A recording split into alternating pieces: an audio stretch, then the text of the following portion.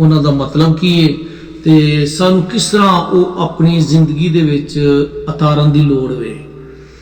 ਅਸੀਂ ਸਭ ਤੋਂ ਪਹਿਲਾਂ ਅਸੀਂ ਦੇਖਦੇ ਹਾਂ ਕਲਾਮੇ ਮੁਕੱਦਸ ਦੇ ਵਿੱਚੋਂ ਖਰੂਜ 20 ਬਾਪ ਉਹਦੀ ਪਹਿਲੀ ਆਇਤ ਤੋਂ ਲੈ ਕੇ ਜਦੋਂ ਅਸੀਂ ਤਕਰੀਬਨ ਇਹ ਪੂਰੇ ਬਾਪ ਨੂੰ ਅਸੀਂ ਪੜ੍ਹਦੇ ਹਾਂ ਤੇ ਸਾਨੂੰ ਇਸ ਗੱਲ ਦਾ ਅੰਦਾਜ਼ਾ ਹੋ ਜਾਂਦਾ, ਲੇਕਿਨ ਅਸੀਂ ਅਗਰ 20ਵੇਂ ਬਾਪ ਦੀ ਪਹਿਲੀ ਆਇਤ ਤੋਂ ਲੈ ਕੇ ਤੇ 17 ਆਇਤ ਤੱਕ ਪੜ੍ਹੀਏ ਤੇ ਸਾਨੂੰ ਜਿਹੜਾ ਨਾ ਇਹਦੀ ਵਜ਼ਾਹਤ ਮਿਲ ਜਾਂਦੀ ਹੈ। ਇਹ ਬਹੁਤ ਵੱਡਾ ਇੱਕ ਸਾਡੇ ਵਾਸਤੇ ਮਸਲਾ ਵੇ ਕਿ ਅੱਜ ਦੀ ਜਿਹੜੀ ਕਲੀਸਿਆ ਵੇ ਉਹ 10 ਹੁਕਮਾਂ ਦੇ ਉੱਤੇ ਅਮਲ ਕਿਉਂ ਨਹੀਂ ਕਰਦੀ, ਜਾਂ ਇਹ 10 ਹੁਕਮਾਂ ਨੂੰ ਕੀ ਸਾਨੂੰ ਮੰਨਣਾ ਚਾਹੀਦਾ ਕਿ ਨਹੀਂ ਮੰਨਣਾ ਚਾਹੀਦਾ। ਬਹੁਤ ਸਾਰੇ ਲੋਕਾਂ ਦਾ ਇਹ ਖਿਆਲ ਵੇ ਕਿ ਪੁਰਾਣੇ ਏਧਨਾਮੇ ਦੀਆਂ ਗੱਲਾਂ ਨੇ ਤੇ ਇਸ ਵਾਸਤੇ ਸਾਡੇ ਉੱਤੇ ਲਾਗੂ ਨਹੀਂ ਹੁੰਦੀਆਂ ਹੈਗੀਆਂ। ਲੇਕਿਨ ਮੇਰੇ ਅਜ਼ੀਜ਼ੋ, ਮੈਂ ਤੁਹਾਨੂੰ ਇਹ ਦੱਸਦਾ ਚਲਾ ਜਾਵਾਂ ਕਿ ਯਿਸੂ ਮਸੀਹ ਨਵੇਂ ਏਧਨਾਮੇ ਦੇ ਵਿੱਚ ਫਰਮਾਉਂਦੇ ਨੇ ਕਿ ਮੈਂ ਪੁਰਾਣੇ ਏਧਨਾਮੇ ਦੇ ਵਿੱਚੋਂ ਕੋਈ ਵੀ ਚੀਜ਼ ਜਿਹੜੀ ਖਤਮ ਕਰਨ ਨਹੀਂ ਆਇਆ ਬਲਕਿ ਉਹਨੂੰ ਪੂਰਾ ਕਰਨ ਆਇਆ ਵਾਂ। ਜਦ ਕਿ ਸਾਡੇ ਖੁਦਾਵੰਦ ਯਿਸੂ ਮਸੀਹ ਨੇ ਹੀ ਇਹ ਗੱਲਾਂ ਖਤਮ ਨਹੀਂ ਕੀਤੀਆਂ ਤੇ ਫਿਰ ਅਸੀਂ ਕੌਣ ਹੁੰਨੇ ਆ ਕਿ ਇਹਨਾਂ ਗੱਲਾਂ ਨੂੰ ਖਤਮ ਕਰ ਦਈਏ। ਤੇ ਆਓ ਵਕਤ ਅਜ਼ਾਇਆ ਕੀਤੇ ਬਗੈਰ ਅਸੀਂ ਦੇਖਾਂਗੇ 10 ਹੁਕਮ। ਅੱਜ ਤੁਸੀਂ 10 ਹੁਕਮ ਦੀ ਜਿਹੜੀ ਤਫਸੀਲ ਹੈ ਸਾਈਡ ਦੇ ਉੱਤੇ ਤੁਸੀਂ ਦੇਖ ਸਕਦੇ ਹੋ ਕਿ ਮੈਂ ਇਹ ਤਸਵੀਰ ਲਗਾਈ ਹੈ, ਔਰ ਉਸ ਤੋਂ ਬਾਅਦ ਇਹ ਵੀ ਕਿ ਤੁਸੀਂ ਵਾਜ਼ਿਹ ਤੌਰ ਤੇ ਦੇਖ ਲਓਗੇ ਕਿ ਵੀ 10 ਹੁਕਮ ਕਿਹੜੇ ਕਿਹੜੇ ਨੇ, ਕਿਉਂਕਿ ਬਹੁਤ ਸਾਰੇ ਲੋਕਾਂ ਨੂੰ ਇਹ ਨਹੀਂ ਪਤਾ ਕਿ ਪਹਿਲਾ ਹੁਕਮ ਕੀ ਹੈ, ਦੂਜਾ ਕੀ ਹੈ, ਤੀਸਰਾ ਕੀ, ਚੌਥਾ ਕੀ, ਪੰਜਵਾਂ ਕੀ, ਛੇਵਾਂ ਕੀ, ਸੱਤਵਾਂ ਕੀ, ਅੱਠਵਾਂ ਕੀ, ਨੌਵਾਂ ਕੀ ਤੇ 10ਵਾਂ ਕੀ ਹੈ। ਅਸੀਂ ਇਹਦੇ ਹਿੱਸੇ ਬਣਾਵਾਂਗੇ। ਅੱਜ ਦਾ ਜਿਹੜਾ ਹਿੱਸਾ ਹੋਏਗਾ ਅਸੀਂ 10 ਹੁਕਮਾਂ ਦੇ ਉੱਤੇ ਮਗਨੀ ਹੈ ਕਿ 10 ਹੁਕਮ ਜਿਹੜੇ ਨੇ ਉਹ ਕਿਸ ਤਰੀਕੇ ਨਾਲ ਤਰਤੀਬਵਾਰ ਜਿਹੜੇ ਨੇ ਆਉਂਦੇ ਨੇ ਤੇ ਸਾਨੂੰ ਕਿਸ ਤਰ੍ਹਾਂ ਉਹ ਕਰਨਾ ਚਾਹੀਦਾ ਹੈ। ਅਗਰ ਤੁਹਾਡੇ ਕੋਲ ਕਿਤਾਬੇ ਮੁਕੱਦਸ ਹੈ ਤੇ ਕਿਤਾਬੇ ਮੁਕੱਦਸ ਦੇ ਵਿੱਚੋਂ ਤੁਸੀਂ ਖਰੂਜ 20 ਬਾਪ ਉਹਦੀ ਅਸੀਂ 3 ਆਇਤ ਨੂੰ ਅਗਰ ਪੜ੍ਹੀਏ ਤੇ ਉੱਥੇ ਪਹਿਲਾ ਹੁਕਮ ਲਿਖਿਆ ਹੋਵੇ ਕਿ ਮੇਰੇ ਹਜ਼ੂਰ ਤੂੰ ਗੈਰ ਮਮੂਦਾ ਨੂੰ ਨਾ ਮੰਨਣਾ। ਖਰੂਜ 20 ਦੀ 3। ਦੂਸਰਾ ਹੁਕਮ ਹੈ ਕਿ ਤੂੰ ਆਪਣੇ ਲਈ ਕੋਈ ਤਰਾਸ਼ੀ ਹੋਈ ਮੂਰਤ ਨਾ ਬਣਾਣਾ। ਇਹ ਖਰੂਜ 20 ਬਾਪ ਉਹਦੀ 4 ਆਇਤ ਤੋਂ ਲੈ ਕੇ 6 ਆਇਤ ਤੱਕ ਤੁਸੀਂ ਪੜ੍ਹ ਸਕਦੇ ਹੋ। ਫਿਰ ਤੀਸਰਾ ਜਿਹੜਾ ਹੁਕਮ ਹੈ ਉਹ ਲਿਖਿਆ ਤੂੰ ਖੁਦਾਵੰਦ ਆਪਣੇ ਖੁਦਾ ਦਾ ਨਾਮ ਬੇਫਾਇਦਾ ਨਾ ਲੈਣਾ। ਖਰੂਜ 20 ਦੀ 7। ਚੌਥਾ ਜਿਹੜਾ ਹੁਕਮ ਹੈ ਉਹ ਯਾਦ ਕਰਕੇ ਤੂੰ ਸਬਤ ਦਾ ਦਿਨ ਪਾਕ ਮੰਨਣਾ। ਖਰੂਜ 20 ਬਾਪ ਉਹਦੀ 11 ਆਇਤ ਤੋਂ ਲੈ ਕੇ 8 ਆਇਤ ਤੋਂ ਲੈ ਕੇ 11 ਆਇਤ ਤੱਕ। ਫਿਰ ਇਸ ਤੋਂ ਬਾਅਦ ਕਲਾਮੇ ਮੁਕੱਦਸ ਵਾਜ਼ਿਹ ਤੌਰ ਤੇ ਇਹ ਆਖਦਾ ਹੈ, ਪੰਜਵਾਂ ਜਿਹੜਾ ਹੁਕਮ ਹੈ ਉਹ ਲਿਖਿਆ ਤੂੰ ਆਪਣੇ ਮਾਂ-ਬਾਪ ਦੀ ਇੱਜ਼ਤ ਕਰਨਾ। 20 ਦੀ 12। ਫਿਰ 6ਵੇਂ ਚ ਲਿਖਿਆ ਕਿ ਤੂੰ ਖੂਨ ਨਾ ਕਰਨਾ।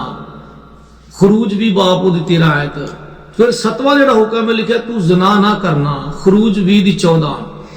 8ਵਾਂ ਹੁਕਮ ਜਿਹੜਾ ਲਿਖਿਆ ਤੂੰ ਚੋਰੀ ਨਾ ਕਰਨਾ। ਖਰੂਜ 20 ਬਾਪ ਉਹਦੀ 15 ਆਇਤ। 9ਵਾਂ ਜਿਹੜਾ ਹੁਕਮ ਹੈ ਉਹ ਲਿਖਿਆ ਤੂੰ ਆਪਣੇ ਪੜੋਸੀ ਦੇ ਖਿਲਾਫ ਝੂਠੀ ਅਗਵਾਈ ਨਾ ਦੇਣਾ। ਖਰੂਜ 20 ਦੀ 16। 10ਵਾਂ ਤੇ ਆਖਰੀ ਹੁਕਮ ਇਹ ਵੇ ਕਿ ਤੂੰ ਆਪਣੇ ਪੜੋਸੀ ਦੇ ਘਰ ਦਾ ਲਾਲਚ ਨਾ ਕਰਨਾ। ਖਰੂਜ 20 ਬਾਪ ਉਹਦੀ 17 ਆਇਤ। ਖੁਦਾਵੰਦ ਇਸ ਕਲਾਮੇ ਮੁਕੱਦਸ ਦੇ ਜ਼ਰੀਏ ਸਾਨੂੰ ਸਾਰਿਆਂ ਨੂੰ ਬੜੀ ਬਰਕਤ ਦੇਵੇ ਤੇ ਇਹ 10 ਹੁਕਮ ਸਨ ਜਿਹੜੇ ਤਰਤੀਬਵਾਰ ਜਿਹੜੇ ਲਿਖੇ ਗਏ ਨੇ। ਤੇ ਹੁਣ ਅਸੀਂ ਇਸ ਕਿਤਾਬੇ ਮੁਕੱਦਸ ਦੀ ਪਹਿਲੀ ਆਇਤ ਤੋਂ ਲੈ ਕੇ 17 ਆਇਤ ਤੱਕ ਅਸੀਂ ਮੁਤਾਲਾ ਕਰਨ ਦੀ ਕੋਸ਼ਿਸ਼ ਕਰਨੇ ਆ ਕਿ ਕਲਾਮੇ ਮੁਕੱਦਸ ਸਾਨੂੰ ਕੀ ਆਖਦਾ ਹੈ। ਖਰੂਜ 20 ਬਾਪ ਉਹਦੀ ਪਹਿਲੀ ਆਇਤ ਦੇ ਵਿੱਚ ਕੁਝ ਇੰਜ ਲਿਖਿਆ ਤੇ ਖੁਦਾ ਨੇ ਇਹ ਸਾਰੀਆਂ ਗੱਲਾਂ ਫਰਮਾ ਕੇ ਆਖਿਆ ਕਿ ਖੁਦਾਵੰਦ ਤੇਰਾ ਖੁਦਾ ਜਿਹੜਾ ਤੈਨੂੰ ਮੁਲਕੇ ਮਿਸਰ ਤੋਂ ਔਰ ਗੁਲਾਮੀ ਦੇ ਘਰ ਤੋਂ ਕੱਢ ਲਿਆਇਆ ਮੈਂ ਵਾਂ। ਤੂੰ ਖੁਦਾਵੰਦ ਅਤੇ ਖੁਦਾਵੰਦ ਖੁਦਾ ਜੋ ਤੈਨੂੰ ਮੁਲਕੇ ਮਿਸਰ ਤੋਂ ਔਰ ਗੁਲਾਮੀ ਦੇ ਘਰ ਤੋਂ ਕੱਢ ਲਿਆਇਆ ਮੈਂ ਵਾਂ। ਜਿਹੜਾ ਖੁਦਾ ਦਾ ਪਹਿਲਾ ਹੁਕਮ ਮੇਰੇ ਹਜ਼ੂਰ ਤੂੰ ਗੈਰ ਮਮੂਦਾ ਨੂੰ ਨਾ ਮੰਨਣਾ। ਤੂੰ ਆਪਣੇ ਲਈ ਕੋਈ ਤਰਾਸ਼ੀ ਹੋਈ ਮੂਰਤ ਨਾ ਬਣਾਣਾ, ਨਾ ਕਿਸੇ ਚੀਜ਼ ਦੀ ਸੂਰਤ ਬਣਾਣਾ ਜਿਹੜੀ ਅਸਮਾਨ ਤੇ ਜਾਂ ਜ਼ਮੀਨ ਦੇ ਥੱਲੇ ਜਾਂ ਜ਼ਮੀਨ ਦੇ ਥੱਲੇ ਪਾਣੀਆਂ ਦੇ ਵਿੱਚ ਵੇ। ਤੂੰ ਉਹਨਾਂ ਦੇ ਅੱਗੇ ਸਜਦਾ ਨਾ ਕਰਨਾ ਔਰ ਨਾ ਹੀ ਉਹਨਾਂ ਦੀ ਇਬਾਦਤ ਕਰਨਾ, ਕਿਉਂਕਿ ਮੈਂ ਖੁਦਾਵੰਦ ਤੇਰਾ ਖੁਦਾ ਗਯੂਰ ਖੁਦਾ ਵਾਂ ਔਰ ਜੋ ਮੇਰੇ ਨਾਲ ਅਦਾਵਤ ਰੱਖਦੇ ਨੇ ਉਹਨਾਂ ਦੀ ਔਲਾਦ ਨੂੰ ਤੀਸਰੀ ਔਰ ਚੌਥੀ ਪੁਸ਼ਤ ਤੱਕ ਬਾਪ ਦਾਦਾ ਦੀ ਬਦਕਾਰੀ ਦੀ ਸਜ਼ਾ ਦੇਣਾ ਵਾ।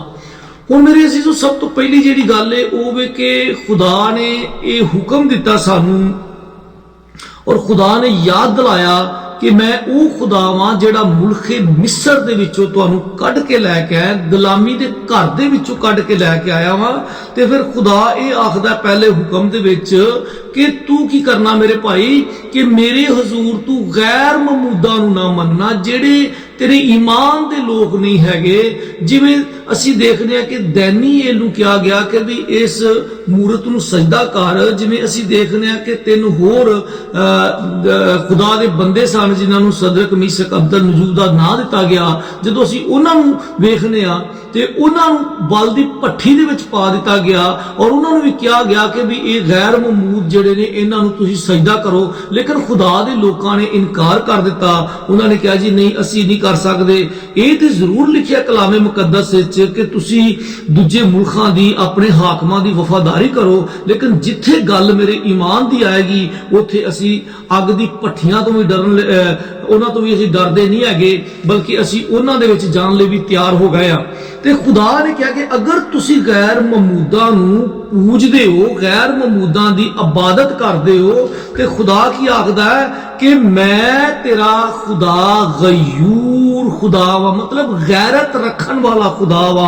इसी तरीके नाल लिखिया है कि तू गैर ममूदा नूं ना मनना, तू अपने लिए कोई तराशी हुई मूर्त भी ना बनाना। दूजे हुक्म दे लिखिया है वो क्योंकि लिखिया कि ना ते आसमान ते ना जमीन दे थल्ले ना जमीन दे थल्ले जिहड़े पानियां दे विच तू उन्हां दे अगे सजदा ना करना और ना ही उन्हां दी इबादत करना, क्योंकि मैं खुदावां तेरा गयूर खुदा वां, गैरत रखन वाला बाप वां। अगर तू इंज करना है तो तू मेरे नाल अदावत रखना है। अगर तू इंज करना है तो लिखिया कलामे मुकद्दस दे कि मैं तेरी नस्ल नूं तीसरी ते चौथी पुश्त तक सजा दवांगा। अगर असी खुदा दे हुक्म दी हुक्म अदूली करने हाँ तो साडियां नस्लां नूं भी सजा मिलदी है। मेरे अजीजों फिर इत्थे लिखिया कि हजारां चीज़ां दे उत्ते जेड़े मेरे नाल मुहब्बत रखदे ने, मेरे हुक्मां नूं मनदे ने, मैं रहम करना वा। उन्हां हजारां दे उत्ते खुदा रहम कर दिंदा है कि जेड़े खुदा दे हुक्म नूं पूरे तरीके नाल वफादारी दे नाल सर अंजाम दिंदे ने। मेरे अजीजों फिर इत्थे लिखिया कि तीसरा जिहड़ा हुक्म है कलामे मुकद्दस दा ओह वे कि तू अपने खुदावंद दा ना बेफायदा ना लेना। ये जिहड़ा ये हुक्म सिर्फ इजराइल दे लोकां वास्ते नहीं सी हैगा, बल्कि ये पूरी दुनिया दे मसीहां दे उत्ते लागू हुंदा है। और किताबे मुकद्दस जिहड़ी ए कलम बंद कीती गई रूह कुदस दी हदायत दे नाल। और तुहानूं ये गल याद होनी चाहिए है कि 10 हुक्म जिहड़े ने खुदा ने अपने हाथ दे नाल लिख के मूसा नूं दिते ताकि बनी इजराइल दे लोकां नूं दिते जाण, ताकि वो लोग जिहड़े ने खुदा दे कलाम दे मुताबिक जिंदगी बसर कर सकन। अगे जिहड़ा चौथा हुक्म खुदा कहंदा याद करके तू सब्बत दा दिन पाक मनना। हाँ मेरे अजीजों इत्थे बड़ी वजाहत दे नाल लिखिया है कि तू की करना। चौथा हुक्म जिहड़ा है वो लिखिया कि तू उन्हां दे अगे सजदा ना करना और ना उन्हां दी इबादत करना, क्योंकि मैं तेरा खुदावंद गयूर खुदा वां। जेड़े मेरे तो अदावत रखदे ने उन्हां दी औलाद नूं तीसरी और चौथी पुश्त तक बाप दादा दी बदकारी दी सदा देना वां। और हजारां जेड़े मेरे नाल मुहब्बत रखदे ने और मेरे हुक्मां नूं मनदे ने मैं रहम करना। इत्थे खास तौर ते फिर अगे लिखिया तू अपने खुदावंद दा नाम बेफायदा ना लेना। ਜਦੋਂ ਅਸੀਂ ਤੀਸਰੇ ਹੁਕਮ ਨੂੰ ਪੜ੍ਹਦੇ ਆ ਤੇ ਉੱਤੇ ਲਿਖਿਆ ਖੁਦਾ ਦਾ ਨਾਮ ਬੇਫਾਇਦਾ ਨਾ ਲੈਣਾ। ਅੱਜ ਬਹੁਤ ਸਾਰੇ ਲੋਕ ਜਿਹੜੇ ਨੇ ਚੋਗੇ ਪਾ ਕੇ ਮੋੜਾਂ ਦੇ ਉੱਤੇ ਖੜੇ ਹੋਣਾ ਤੇ ਦੁਆਵਾਂ ਕਰਨੀਆਂ ਤੇ ਲੋਕਾਂ ਨੂੰ ਦਿਖਾਣਾ ਪਸੰਦ ਕਰਦੇ ਨੇ। ਲੇਕਿਨ ਮੇਰੇ ਅਜ਼ੀਜ਼ੋ ਖੁਦਾ ਦਾ ਕਲਾਮ ਹੀ ਆਖਦਾ ਹੈ ਕਿ ਤੁਸੀਂ ਗੈਰ ਕੌਮਾਂ ਦੇ ਵਾਂਗ ਨਸੀਂਗਾ ਨਾ ਫੂਕੋ, नहीं तो तुहानूं ओहदी सज़ा मिलेगी। फिर इत्थे खास तौर पर अगे जिहड़ा चौथा हुक्म लिखिया, चौथा हुक्म इंज मिलता है कि तू याद करके तू खुदावंद दा दिन पाक मनना। हाँ ये बड़ी वाज़ह तौर पर बड़ी एक गल है कि खुदा दा दिन जिहड़ा की करना तुसीं पाक मनना। बहुत सारे लोग ये कहते ने कलामे मुकद्दस के मुताबिक कि सबत जिहड़ा है वो ऐतवार नूं है। कुछ लोगों दियां वो बहुत सारी गलत फहमियां हो सकदियां ने, लेकिन मेरे अजीजो सबत दा दिन पाक मनना। इत्थे जिहड़ा लफ्ज़ लिखिया कलामे मुकद्दस विच कि वो होली डे वे, सबत दा दिन जिहड़ा है वो पाक वे, ओदी तुसीं रिस्पैक्ट करना। इहदा मतलब हुंदा कि रिस्पैक्ट करना, पाक मनना। मतलब ਇਹਦਾ मतलब ਇਹ ਨਹੀਂ ਕਿ ਤੁਸੀਂ मतलब ਸਾਰਾ ਕੁਝ ਛੱਡ ਛਡਾ ਕੇ ਜਾਂ ਤੁਸੀਂ ਕਹੋ ਜੀ ਮੈਂ ਕੁਝ ਕਰਨਾ ਹੀ ਨਹੀਂ ਹੈਗਾ। ਇਹ ਵੀ ਪਾਕ ਯਾਨੀ ਕਿ ਹੋਲੀ ਡੇ ਹੈ ਤੁਹਾਡੇ ਵਾਸਤੇ, ਕਿਉਂਕਿ ਇਹਨੂੰ ਖੁਦਾ ਨੇ ਬਲੈਸ ਕੀਤਾ ਹੈ। ਇਸ ਦਿਨ ਇਜ਼ਰਾਈਲ ਦੇ ਲੋਕਾਂ ਨੂੰ ਹੁਕਮ ਦਿੱਤਾ ਗਿਆ ਕਿ ਤੁਸੀਂ ਉਹਦੇ ਖੁਦਾ ਦੀ ਇਬਾਦਤ ਕਰੋ। ਤੁਸੀਂ ਜਦੋਂ ਪਾਕ ਮੰਨਣ ਦਾ मतलब ਜਿਵੇਂ ਤੁਸੀਂ ਸੈਲੀਬ੍ਰੇਟ ਕਰਦੇ ਹੋ, ਅਸੀਂ ਕ੍ਰਿਸਮਸ ਮੰਨਦੇ ਹਾਂ, ਅਸੀਂ ਯਿਸੂ ਮਸੀਹ ਦੀ ਸਲੀਬ ਦਾ ਦਿਨ ਮੰਨਦੇ ਹਾਂ, ਬਹੁਤ ਸਾਰੇ ਲੋਕ ਇਹਦੇ ਪੈਂਤੀਕੋਸਟ ਮੰਨਦੇ ਨੇ। मतलब ਇਸ ਤਰੀਕੇ ਨਾਲ ਤੁਸੀਂ ਹਰ ਹਫਤੇ ਜਿਹੜਾ ਹੈ ਉਹ ਕੀ ਕਰੋ कि खुदावंद खुदा दे दिन नूं पाक मनो, ओदी रिस्पेक्ट करो। उस तो बाद लिखा 6 दिन तक तू मेहनत करके अपना काम काज करना, लेकिन 7वें दिन खुदावंद तेरे खुदा दा सबत है, जिदे विच ना ते कोई काम करना, ना तेरा बेटा, ना तेरी बेटी, ना तेरा गुलाम, ना तेरी लौंडी, ना तेरा चपाया, ना कोई मुसाफिर जेड़े तेरे फाटका दे अंदर आए ने। खुदावंद खुदा ने 6 दिन दे विच आसमान ते जमीन ते समुंदर ते जो कुछ उहदे विच है वे सब कुछ बनाया और 7वें दिन आराम कीता। इसलिए खुदावंद ने सबत दे दिन नूं बरकत दित्ती और उहनूं मुकद्दस ठहराया। मेरे से कितनी वड्डी गल है कि खुदावंद खुदा ने कहा कि इस दिन ना ते तुहाडे बेटे बेटियां, ना नौकर चौकर, ना कोई जानवर, मतलब तुसीं खेतां दे विच हल जोंदे हो वो भी ना वाओ, क्योंकि तुहाडा जिहड़ा जिस्म है ना, जिस्म नूं अगर तुसीं 7 दिन काम करदे हो ते वो बहुत कमजोर हो जाता है। खुदावंद खुदा साडा तरतीब दा खुदा है। खुदा चाहते सन कि लोग हफ्ते च 1 दिन आराम करन ते मेरी इबादत करन और इन्हां गल्लां दे लई शुक्रिया अदा कीता जावे। खुदावंदा तू मैनूं हत्थ दित्ते ने, खुदावंद तू मैनूं कंन दित्ते ने, मैनूं होंठ दित्ते ने, नक दित्ता है, मैनूं बाल दित्ते ने, मैनूं जिस्म दित्ता है, मैनूं लत्तां दित्तियां ने, मैनूं पैर दिते ने। बेशुमार लोग जिहड़े ने वो इहदे तो महरूम ने, लेकिन खुदा ने सानू सलामत रखिया है ते इस गल दा भी शुक्रिया अदा करना चाहिए है। फिर इत्थे जिहड़ी खास तौर ते अगला जिहड़ा हुक्म साडे कोल मिलदा, 5वां हुक्म, अगर असीं 20 बाब दी 12 आयत पढ़ीए ते उत्थे लिखिया है तू अपने बाप और अपनी मां दी इज्जत करना। सब तो वड्डी गल है अपने मां बाप दी की करना, इज्जत करना। जिहड़े लोग अपने मां बाप की इज्जत नहीं करते उन्हां नूं बरकतां तो किनारा कशी करनी पै जाती है। उन्हां नूं बरकतां जिहड़ियां ने वो रुक जांदियां ने, उन्हां दे वास्ते आसमान दे जिहड़े दरवाजे और खिड़कियां ने वो बंद हो जांदियां ने। मेरे अजीजों, फिर इत्थे खास तौर ते लिखिया जदों तुसीं अपने मां बाप की इज्जत करदे हो उहदे नाल तुहानूं की फायदा होएगा। इज्जत करन दे नाल जिहड़ा तुहानूं सब तो वड्डा फायदा मिलदा है वो की मिलदा है। कलामे मुकद्दस बड़ी वाज़िह तौर ते इह गल दी तस्दीक करदा है कि तू अपने बाप और अपनी मां दी इज्जत करना ताकि तेरी उम्र उस मुल्क दे विच जिहड़ा खुदावंद खुदा तैनूं देंदा है उम्र दराज होवे। वाह, हालेलुया। क्योंकि जदों तुसीं अपने मां बाप दी इज्जत करदे हो ते तुहानूं की हुंदा है, कामयाबी मिलदी है। ਉਹਦੇ ਬਦਲੇ ਤੁਹਾਨੂੰ ਫਾਇਦਾ ਕੀ ਮਿਲਦਾ ਹੈ ਸੌਰੀ ਉਹਦੇ ਬਦਲੇ ਦੇ ਵਿੱਚ ਤੁਹਾਡੀ ਉਮਰ ਵੀ ਵੱਧ ਜਾਂਦੀ ਹੈ। अगर तुसी इस दुनिया के उत्ते मान लो कि 70 साल जीना है तो हो सकता 90 साल की उम्र हो जाए। अगर तुसी 50 साल जीना है तो हो सकता 70 साल जिंदे रह वो। अगर तुसी 30 साल जीना है तो हो सकता है 80 साल हो जाए। ये तुहाडे उत्ते डिपेंड करता है कि तुसी अपने माँ बाप की खिदमत किन्नी कु कीती है, तुसी अपने माँ बाप की टेक केयर किन्नी कु कीती है। जदों तुसी अपने माँ बाप की खिदमत करते हो तो उहदे बदले विच उन्हां दीयां दुआवां दे बदले दे विच खुदा तुहाडे कारोबार च बरकत दे दिंदा है। खुदा इत्थों तक कि तुहाडी उम्र नूं भी वड्डा कर दिंदा वे। खुदा ने जिहड़ी लिखी हुई उम्र है खुदा मजबूरन वो फैसले बदल दिंदा वे। खुदा उन्हां नूं दे विच तब्दीली आ जांदी है। खुदा ने अगर तुहाडी उम्र 100 साल दी रखी सी ते मां बाप दीयां दुआवां दे जरिए, मां बाप दे आंसुआं दे जरिए जिहड़ा वो हर रोज खुदा दे हुजूर डिग के तुहाडे लई दुआवां करदे ने, खुदा तुहाडी उम्र नूं वधा दिंदा वे। फिर अगे 6वां हुक्म जिहड़ा लिखिआ तू खून ना करना, क्योंकि खुदावंद खुदा ने 6वें हुक्म दे विच 13वीं आयत दे विच लिखिआ कि तू खून ना करना।